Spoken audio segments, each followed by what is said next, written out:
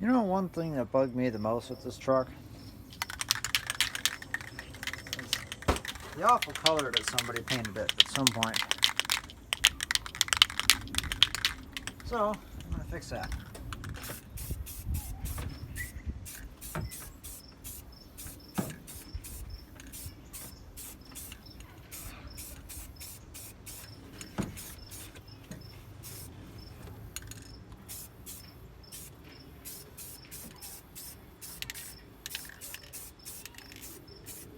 We're not going for a concourse restoration here, we're just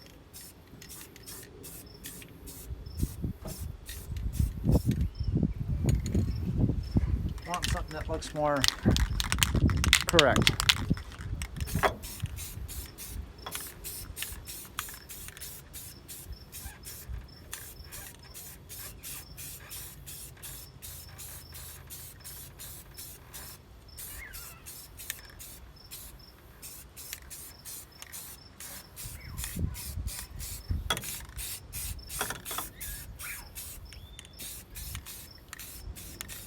You guys have to pardon me if I end up getting in your guys' way from watching.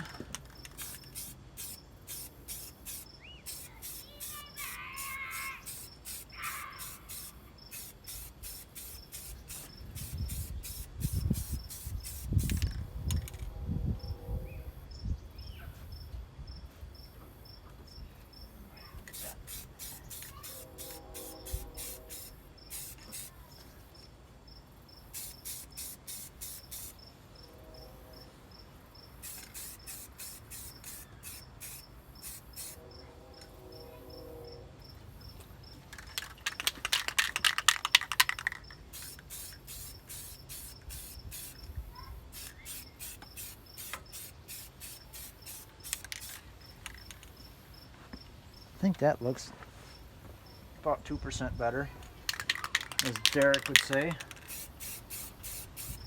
I'm going a semi-gloss black.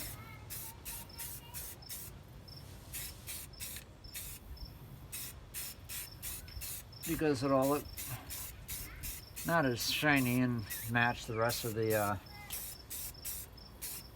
engine pretty well once it dries. Oh, that's where I put the Dremel. I was doing brake work today and obviously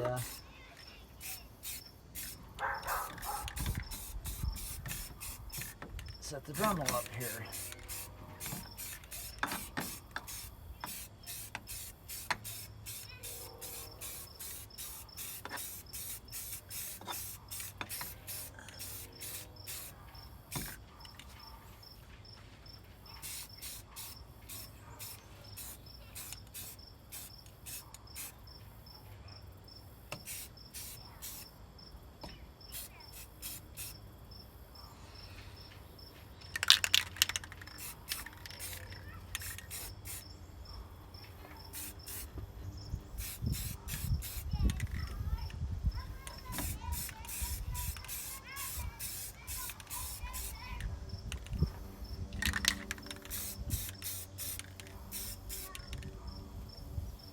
You know, I like that.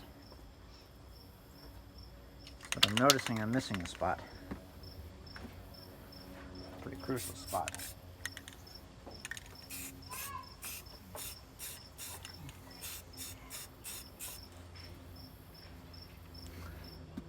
There, that looks a little better. I'm not gonna go crazy detail job on it. I'll probably end up repainting this section right up here by hand. Probably just a little again on there. But hey, no more green turbo. That was the biggest eyesore for me. And now the entrance black like it's supposed to be from the factory. Not gray like that. So got a little bit more painting to do. And then that's done. I have all new brake lines installed, even running all the way into the rear of the truck.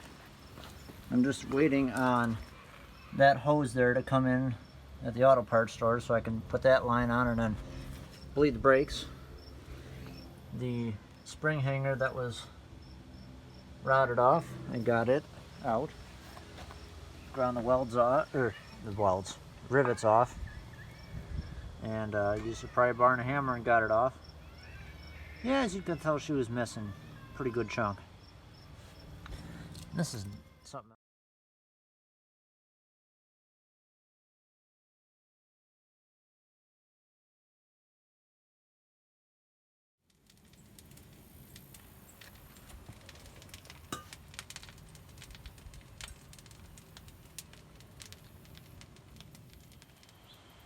Everyone likes a nice little Sunday update, so here you go. Not much is new in the back end. I mean, all the lines have been replaced. And in the front, we have new pads on this side. The old ones weren't bad. They definitely were the cheapest of the cheap because they don't have the brake groove cuttings in the middle of them, whereas the new ones do, and these are OE style pads. The main reason for changing the pads was the bleeder was basically cracked on this caliper, so I could not get the bleeder out because it snapped right off. So I changed the caliper. I mean, for 26 bucks, why mess with it? Just buy a new one. And when I took the pads off, found out why the brakes were shattering on this thing, because yeah, that's supposed to be attached to there. So the pads are junk. So it's got new pads in the front, new caliper on the passenger side, all new hard lines, and then a new soft hose from the distribution block in the back to the rear axle. So now I just have to bleed the brakes and then fix the spring hanger. I got the old one off. That's what's left of it. I just need to get the shackle bolt out so that way I can drop it in place and get the new one bolted up.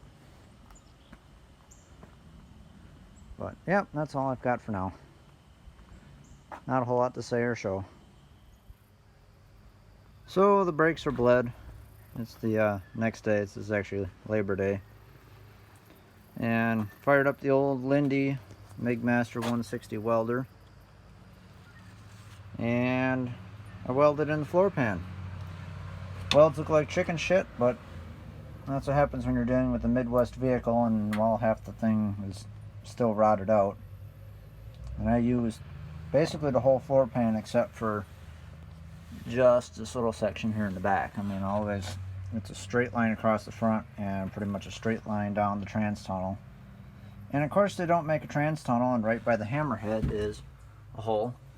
So I'm gonna have to patch that, but once this truck actually goes to a 5-speed, I think I'm gonna have to change the trans tunnel or make my own trans tunnel anyhow. So I'm not too worried about that. I'm probably just gonna cut the tunnel out right near the weld line that I have, and then make a new one, because any truck around here is going to be just as bad as what this truck was. But yeah, the feet won't fall out on the floor now. I shouldn't say on the floor, on the ground.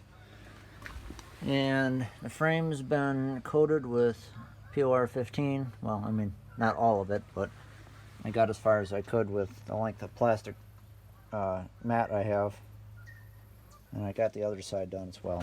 So plugging away slowly but surely. Next I need to tackle the spring shackle and get the new bushing in and get it all put together.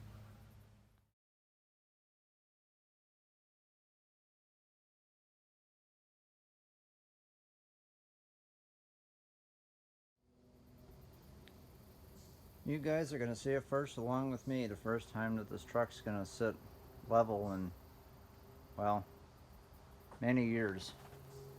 And don't judge the non-OSHA approved jack and jack stand, but you know, It's what you gotta do.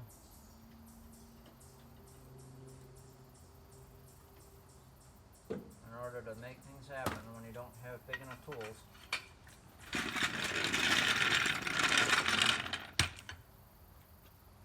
And just like that,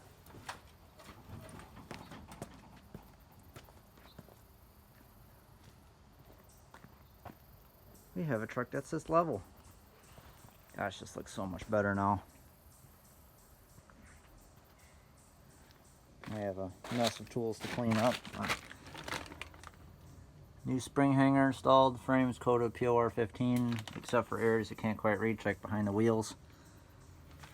So, yeah, I'm happy. It's finally on all four corners again, and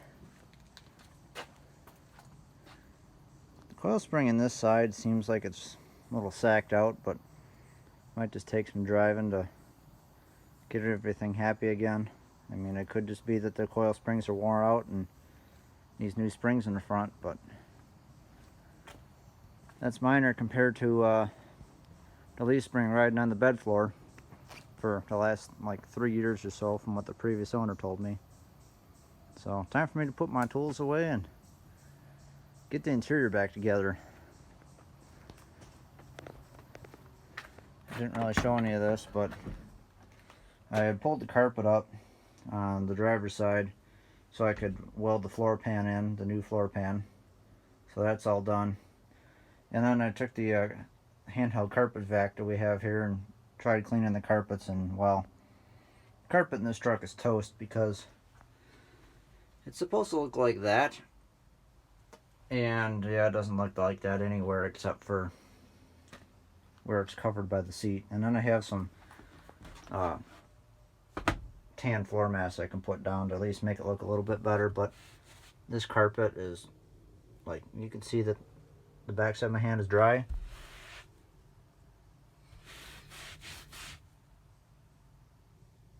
Now it's wet. I mean, this carpet doesn't help that when I clean the carpets, I figured I'd let it air out the next day, but well, it's been raining every day all week long, and the temperatures have been so cold I have not even wanted to be outside longer than I have to be. So it's been a slow process, but I'm getting somewhere. Just need to drill out the old broken off bolts to hold the seat down and bolt the seat back in, and then she'll be good to at least take for a rip around the block and see how the brakes hold up.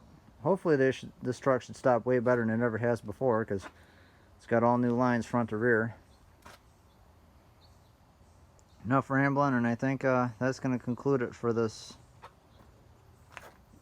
part 1 rehab of the 89 D250 Dodge. And I'm sure there'll be more as things go on, like